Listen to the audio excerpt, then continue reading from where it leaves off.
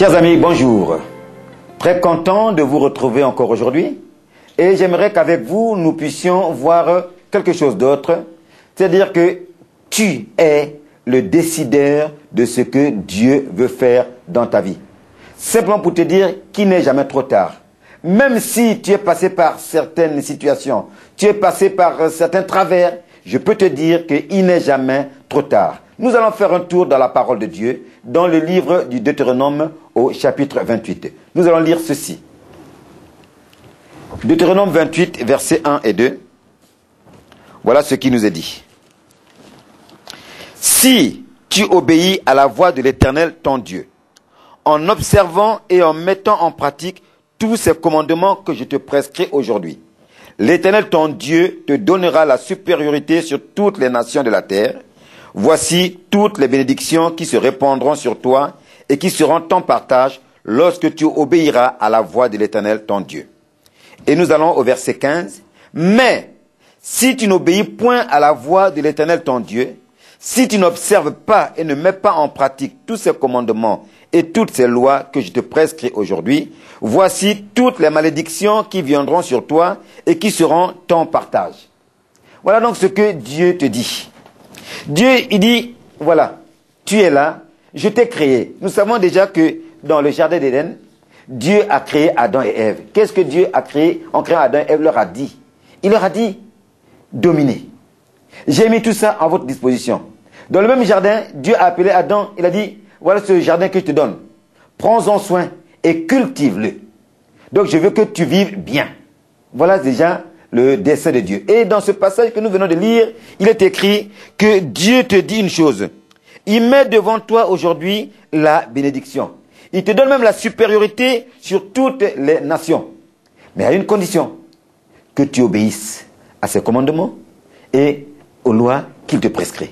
Mais il te dit aussi, parce qu'il ne te prend pas en traître, il te dit une chose, il dit, mais si tu n'obéis point à ses commandements et aux lois qu'il te prescrit, qu'est-ce qui va se passer? Eh bien, simplement, la malédiction sera devant toi. Donc, il est important maintenant que tu fasses la part des choses. Voilà pourquoi j'ai dit tout à l'heure que c'est toi seul qui peux décider de ce que Dieu veut faire dans ta vie.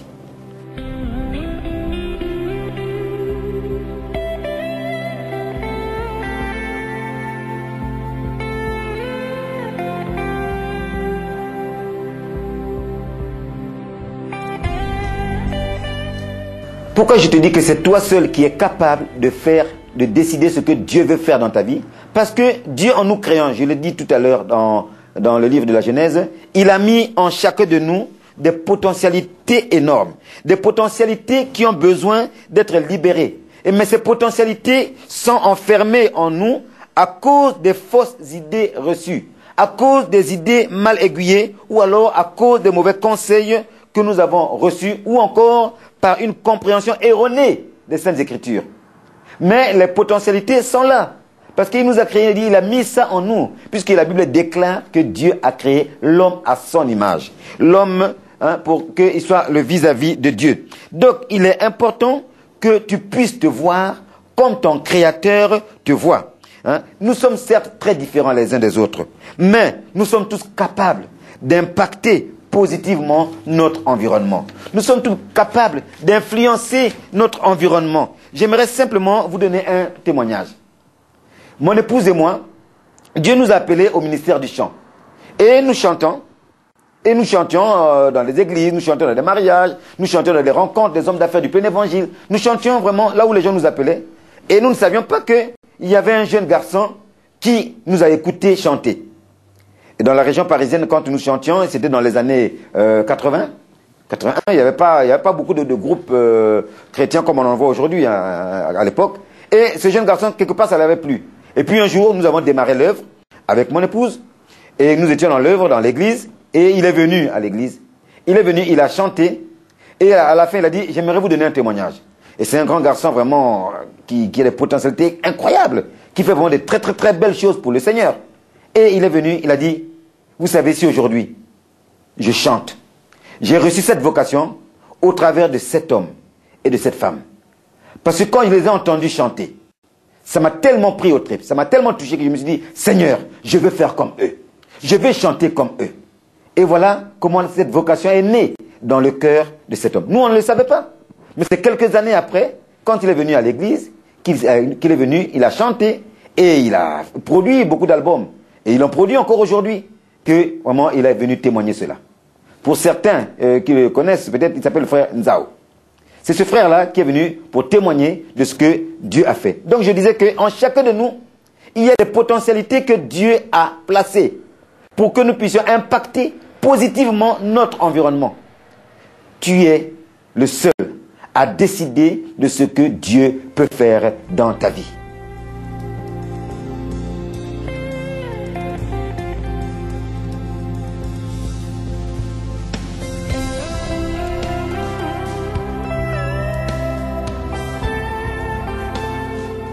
Qu'est-ce qu'il dit dans le livre d'Apocalypse? Il dit, voici, je me tiens à la porte et je frappe. Si quelqu'un entend ma voix, si quelqu'un ouvre la porte, j'entrerai et je souperai avec la personne. Donc, selon le dessein de notre Créateur, chacun de nous a des capacités, a un potentiel et a de la matière première pour réussir. Être ou devenir la tête et non la queue. Être le meilleur dans son domaine, chacun de nous. Mais c'est lorsque nous cherchons à faire ce qui n'est pas de notre ressort, ce qui n'est pas de notre... que nous passons à côté de la plaque. Et résultat, c'est la frustration dans le cœur. Mais si nous faisons ce que Dieu nous a... pourquoi Dieu nous a appelés, ce que Dieu nous a demandé de faire, mon frère, ma soeur, bien-aimés, nous serons les meilleurs dans notre domaine. Mais c'est dommage, je disais tout à l'heure, que Dieu a mis des potentialités en chacun de nous. Mais il est triste de constater que la majorité des personnes ne savent pas en réalité qui elles sont. La majorité des personnes ne réalisent jamais ce que Dieu veut qu'elles soient. Pourquoi? Parce que nous ne prenons pas le temps de venir vers le Seigneur. Nous ne prenons pas le temps de demander à Dieu. Dieu, pourquoi m'as-tu appelé? Pourquoi m'as-tu créé? Il est une chose, bien-aimé, de demander à Dieu pourquoi Dieu nous a créés, pourquoi Dieu nous a appelés, mais il est une autre chose d'attendre la réponse de Dieu. Combien de personnes attendent la réponse de Dieu? Le plus souvent, nous venons, nous parlons à Dieu, et nous levons, nous partons. Nous n'attendons même pas que Dieu nous réponde. Donc je disais qu'il est triste de constater que la majorité des personnes ne savent pas en réalité qui elles sont. C'est triste parce que ces personnes-là ne veulent pas changer. La raison c'est ça, c'est que très peu de gens n'ont pas le désir de changer. Très peu de gens n'ont pas la volonté de développer leur potentiel pour devenir ce que réellement Dieu veut qu'ils deviennent. Très peu de gens. Et c'est véritablement triste. Et beaucoup se plaignent, beaucoup tournent en rond, alors qu'il y a un dessein que Dieu a préparé d'avance pour ces personnes-là. Dieu veut que nous puissions être à son image. Or, nous savons que Dieu n'a jamais échoué. Dieu ne nous a pas dit que nous n'aurons pas d'obstacles. Si, nous aurons des obstacles. Mais Dieu n'a jamais échoué. Donc, si nous revenons vers le Seigneur, nous laissons Dieu agir pleinement dans notre vie, nous le recherchons, nous n'allons pas échouer. Comme Dieu n'a jamais échoué. Nous serons donc des potentiels producteurs en puissance. Alors, quelles sont les raisons, quelles sont les possibilités? Nous allons voir ensemble quelles sont les possibilités pour que Dieu nous aide.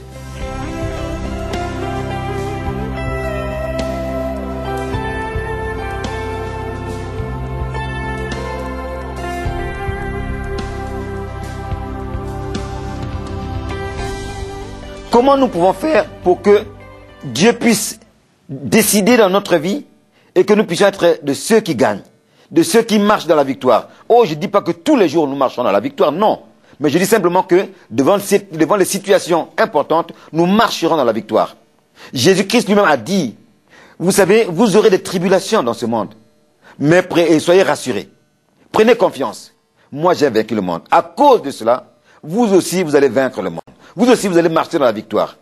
Donc, il est important, bien-aimés, la première des choses, c'est que nous devons nous concentrer sur l'intimité avec Dieu. Parce que l'intimité avec Dieu, vivre dans l'intimité avec Dieu, purifie notre esprit. La Bible déclare que Dieu est saint. Il est 3 fois saint. Et vous savez très bien que lorsque vous êtes dans un environnement, supposons que vous êtes dans un milieu où on a répandu un certain parfum. Le fait de rester dans cet environnement-là, dans ce milieu-là, lorsque vous sortez de là, vous sentez ce parfum. Un exemple concret. vous faites la cuisine, de la friture. Que la personne qui fait la friture dans la cuisine entre. Une fois qu'elle a fini de faire cette friture, qu'elle a même ouvert les fenêtres de la cuisine pour aérer, quand elle sort, qu'est-ce qui se passe? Ses vêtements sentent l'odeur de la friture.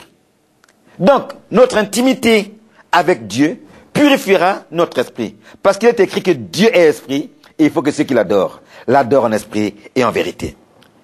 Deuxièmement, nous avons besoin d'un bain quotidien pour nous laver de nos souillures. La Bible déclare dans le livre de l'Apocalypse, heureux ceux qui lavent continuellement leur robe afin d'avoir part à l'arbre de vie. Heureux ceux qui lavent continuellement leur robe. Donc ça veut dire que cette robe se salit. Donc il est important que nous puissions la laver. Donc, j'ai besoin d'un bain quotidien pour être lavé de mes souillures.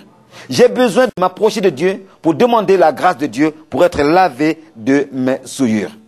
La troisième chose, c'est quoi? C'est que c'est Jésus qui protège nos âmes et non les lois humaines. On peut ériger toutes les lois comme on veut.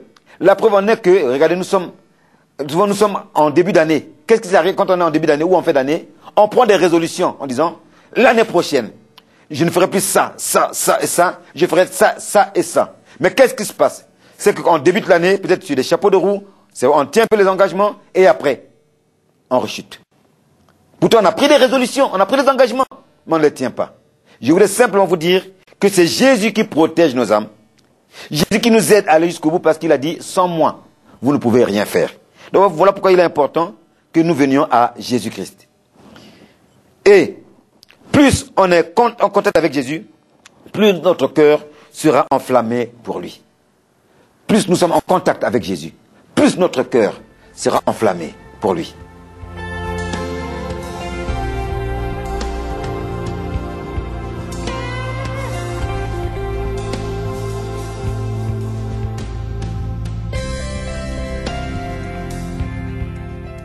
Je crois qu'il est important d'être en contact avec Jésus. Comment on peut faire pour être en contact avec Jésus? C'est tout simple. Prendre quelque temps le matin, en lisant la parole de Dieu, en méditant la parole de Dieu, en chantant des cantiques. Dans la journée, je chante des cantiques. Ou dans la journée également, je prends un temps, 5 minutes par-ci, 5 minutes par-là, je me retire et je prie Dieu. Et je m'adresse à mon Dieu. Voilà comment je peux rester en contact avec Jésus. Là aussi, plus loin encore, de me rassembler avec des frères et sœurs dans l'unité de l'esprit. C'est-à-dire, pour ceux qui ne le sont pas, adhérer à une église, adhérer à un groupe de prière et vraiment vivre une communion fraternelle avec ses frères et sœurs dans ce groupe de prière. Pourquoi, bien-aimé? Parce que c'est dans la communion fraternelle que Dieu agit. C'est dans la communion fraternelle que la puissance de Dieu est à l'œuvre. Lorsque nous lisons dans le livre des Actes des Apôtres, au chapitre 13, il est dit quoi? Il est dit que dans l'église d'Antioche, il y avait des prophètes et des docteurs qui étaient dans cette église d'Antioche. Ils étaient en train de jeûner, prier, ils étaient en train de vivre vraiment une communion fraternelle. Et c'est dans cette communion fraternelle que Dieu dit, mettez-moi à part, Saul et Barnabas, pour l'œuvre à laquelle je les ai appelés. Donc, nous pouvons faire plein de missions. Mais si nous ne vivons pas la communion fraternelle, nous n'entendrons pas Dieu parce que tout part de la communion fraternelle. C'est dans la communion fraternelle que Dieu donnera les directives pour que nous puissions faire la mission, aller prêcher, aller évangéliser, aller faire tout ce qu'on veut. Mais c'est dans la communion fraternelle. Souvenez-vous dans le livre des Chroniques, lorsque 3 armées se sont élevées pour venir combattre Josaphat. La Bible dit que Josaphat a réuni le peuple. Ils étaient ensemble dans le jeûne, dans la prière. Et Dieu a dit quoi? Il a dit, ce combat, c'est mon affaire. Ce n'est pas votre affaire.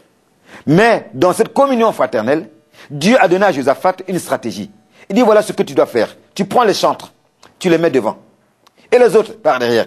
Qui a déjà vu dans quelle école de stratégie? Dans quelle école de guerre on a déjà vu cela? Où ce sont les chantres qui doivent aller d'abord au combat, alors que les vrais militaires sont derrière.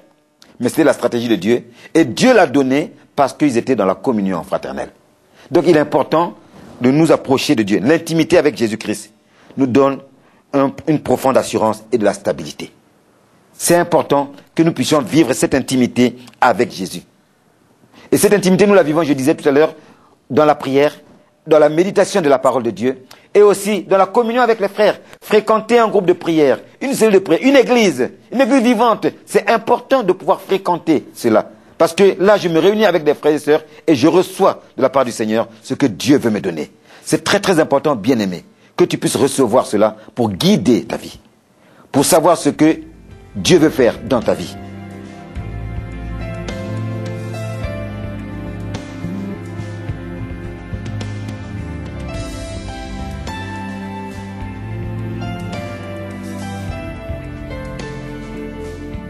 C'est Jésus en nous que Satan craint. Car c'est Jésus qui l'a vaincu et nous a donné sa victoire. Satan n'a pas peur de nous en tant que tel humain, mais Satan a peur de Jésus en nous. Et c'est pour ça que nous disons Christ en moi, l'espérance de la gloire. Parce que Christ en nous nous donne la victoire. Christ en nous, nous sommes complètement transformés. Et voilà pourquoi cette intimité avec Jésus est importante. Je pourrais également dire, quand on a perdu le premier amour, parce qu'il peut arriver, puisque nous vivons dans un environnement, nous pouvons vivre beaucoup de choses. Et dans les vicissitudes de la vie, lorsqu'on a perdu le premier amour, ce que le Seigneur te dit à toi, ce que le Seigneur me dit à moi, c'est ce qu'il a dit dans le livre de l'Apocalypse. Repens-toi et pratique tes premières œuvres. Quand tu es venu au Seigneur, quel zèle tu avais pour le Seigneur? Il se pourrait que, à cause de la trahison des hommes, de l'ingratitude des hommes, des frères et sœurs peut-être, tu t'es découragé. Tu as perdu ton premier amour. Mais Dieu te dit simplement, lorsque tu as perdu ton premier amour, une seule chose, repens-toi et pratique à nouveau tes premières œuvres. J'aimerais donc te dire également une chose, bien-aimé. C'est que, si tu veux que Dieu agisse dans ta vie, il est aussi important que tu aies une vision claire et nette de ta vie. Ta vie, elle sert à quoi? Et si tu ne sais pas, si tu n'as pas de vision claire et nette pour ta vie, viens à Jésus-Christ. Il te donnera la vision claire et nette de ta vie. Parce que c'est lui qui t'a appelé. C'est lui ton sauveur. C'est lui qui est mort pour toi. C'est lui qui peut te dire, voilà ce que je veux que tu sois. Voilà ce que je veux que tu fasses pour moi. Donc il est important d'avoir une vision claire et nette de sa vie. Et autre chose, il faut savoir ce que l'on fait et pourquoi on le fait. Tu dois savoir ce que tu fais. Qu'est-ce que tu fais? Pourquoi tu fais cela? C'est important donc que tu puisses analyser ces choses dans ta vie et savoir est-ce que ce que tu fais, est-ce que cela plaît à Dieu? Si cela ne plaît pas à Dieu, repositionne-toi. Dernière chose, il faut savoir se relever face aux échecs et aux revers de la vie. Tu dois savoir te relever. La vie n'est pas facile, c'est vrai. Elle vaut la peine d'être vécue, mais tu dois savoir te relever. Nous allons voir quelques passages dans la parole de Dieu qui nous encouragent à cela. Comment pouvoir se relever? D'abord, nous allons dans le livre de la Genèse. Genèse chapitre 4. En Genèse chapitre 4, nous lisons les versets 6 et 7. Nous connaissons cette histoire d'Abel et de Caïn. Le verset 6 nous dit ceci. Et l'Éternel dit à Caïn, pourquoi es-tu irrité et pourquoi ton visage est-il abattu? Certainement, si tu agis bien, tu relèveras ton visage, et si tu agis mal, le péché se couche à la porte et ses désirs se portent vers toi. Mais toi, domine sur lui. Voilà ce que Dieu dit à Caïn. Voilà ce que Dieu dit à Caïn. Donc il est important que tu puisses te relever.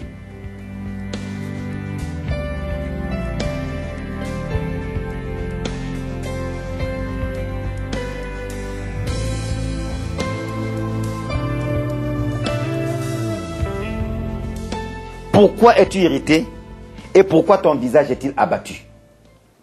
Il sait, il n'a pas dit qu'il a, il est passé outre ce que Caïn a fait, non. Mais il dit à Caïn, pourquoi es-tu irrité et pourquoi ton visage est-il abattu? Certainement, si tu agis bien, tu relèveras ton visage, et si tu agis mal, le péché se couche à la porte et ses désirs se portent vers toi, mais toi, domine sur le péché. Au début, nous avons vu que Dieu a dit, voilà, je mets devant toi deux choses. Si tu agis, si tu m'écoutes, si tu obéis, si tu pratiques mes lois, je te donne la supériorité sur toutes les nations. Et la bénédiction va te suivre. Mais si tu ne veux pas obéir, si tu veux rester dans ta position de rebelle, la malédiction te suivra. Et là, une fois de plus, Dieu met Caïn devant un choix. Il dit, si tu agis bien, tu relèveras ton visage. Mais si tu agis mal, le péché se couche à la porte. Le péché est là. Et ses désirs se portent vers toi. C'est normal. Nous connaissons le ministère du diable. Le diable vient pour égorger, dérober et détruire. C'est son ministère. Et non, il fait que ça. Et la Bible déclare également que Satan rôde comme un lion rugissant, cherchant qui il va dévorer. Donc si tu lui laisses la place, il va te dévorer. Donc si tu agis mal, le péché se couche à la porte et ses désirs se portent vers toi. Mais Dieu dit, mais toi, domine sur le péché. Domine sur lui. Et nous lirons dans le psaume 42, le verset 4 à verset 6, il est dit ceci. Mes larmes sont ma nourriture jour et nuit. Pendant qu'on me dit sans cesse, où est ton Dieu? Je me rappelle avec effusion de cœur quand je marchais entouré de la foule et que je m'avançais à sa tête vers la maison de Dieu, au milieu des cris de joie et des acclamations de grâce d'une multitude en fait. Pourquoi t'as battu mon âme et gémis-tu au-dedans de moi? Espère en Dieu, car je le louerai encore. Il est mon salut et mon Dieu. Donc, tu peux vivre des choses difficiles. Il peut arriver que tu dérapes dans ta vie. Il peut arriver qu'il y ait des choses qui ne vont pas. Comme je disais tout à l'heure, à cause des vicissitudes de la vie, à cause peut-être du comportement des frères et sœurs à ton égard, à cause du comportement de la famille à ton égard, tu peux te décourager. Tu peux être aigri, mais tu n'as pas à rester dans cette situation. Tu n'as pas à rester dans cette attitude. Le psalmiste a posé la question, il dit, mes larmes sont ma nourriture jour et nuit, pendant qu'on me dise sans cesse, où est ton Dieu? C'est vrai qu'il m'est arrivé de parler à ce Dieu-là. Mais le verset dit, pourquoi t'as battu mon âme et gémis-tu au-dedans de moi? Espère en Dieu, car je le louerai encore. Il est mon salut et mon Dieu. Espère en Dieu, car je le louerai encore. Il est mon salut et mon Dieu. Oui, tu es le décideur de ce que Dieu veut faire en toi.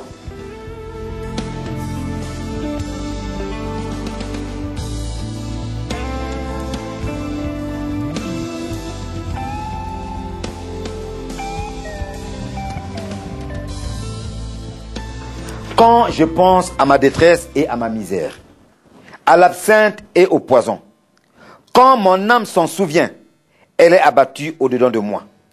C'est normal. Mes larmes sont ma nourriture, jour et nuit. Quand je pense à ma détresse, quand je pense à ma situation, quand je pense à ma misère, à l'absinthe et au poison, c'est normal que mon âme soit abattue. C'est tout à fait normal. On est humain, bien-aimé. On est humain, c'est normal que tu sois abattu. Mais, quelque part, il se relève. Voilà ce qu'il dit, Jérémie. Voici ce que je veux repasser en mon cœur, ce qui me donnera de l'espérance. Jérémie décide, malgré la situation, il dit, voilà, je décide de repasser telle chose dans mon cœur. Voici ce qui me donnera de l'espérance. Les bontés de l'Éternel ne sont pas épuisées. Ses compassions ne sont pas à leur terme. Elles se renouvellent chaque matin. Oh, que ta fidélité est grande. L'Éternel est mon partage, dit mon âme. C'est pourquoi je veux espérer en lui. L'Éternel a de la bonté pour qui espère en lui, pour l'âme qui le cherche. Et le verset 31 dit, car le Seigneur ne rejette pas à toujours, mais lorsqu'il afflige, il a compassion selon sa grande miséricorde. Le Seigneur ne rejette pas à toujours, mais lorsqu'il afflige, il a compassion selon sa grande miséricorde. Il faut que tu saches te relever face aux échecs et au revers de la vie. C'est toi seul qui peux décider de ce que Dieu veut faire dans ta vie. Il n'est jamais trop tard avec le Seigneur. Il n'est jamais trop tard. Et je peux te le dire, c'est toi qui peux décider. Et lorsque tu vas le décider, Dieu se mettra en accord avec toi et il agira en ta faveur. J'aimerais, si tu le désires maintenant, que nous puissions prier. Quels que soient les chemins par lesquels tu as pu marcher, quel que soit où tu as même été, Dieu n'attend qu'une chose de toi, c'est que tu l'appelles à ton secours. Pourquoi t'as battu mon âme? Pourquoi désespères-tu? Espère en l'Éternel. Je veux prier. Éternel mon Dieu, je crie à toi de tout mon cœur. Je te demande pardon pour mes péchés. Je te demande pardon pour mes manquements. Je te demande pardon pour mes égarements. Mais tu es le Dieu de la compassion. Parce que Seigneur, je viens de lire dans ta parole que tu as la bonté pour qui espère en toi, pour l'âme qui te cherche. Et il est dit, Seigneur, que tes bontés se renouvellent chaque matin. Seigneur, aujourd'hui est un jour. Demain, ce sera un autre jour. Je sais que demain, pour moi, tes bontés vont se renouveler. C'est pour cela que je me réjouis, Seigneur. Oh, accepte-moi auprès de toi, Jésus-Christ. Prends-moi en charge maintenant. Je veux maintenant que tu décides de ma vie. Je veux que ma vie, Seigneur, soit conduite par toi et par toi seul. Pour la gloire de ton nom. Oui, Seigneur. Je veux que tu sois celui qui décide dans ma vie maintenant. Je sais qu'il n'est pas trop tard. Bien-aimé, il n'est pas trop tard pour toi. Tu peux te relever et à nouveau marcher et remporter des victoires au nom de Jésus. Sois béni. Amen.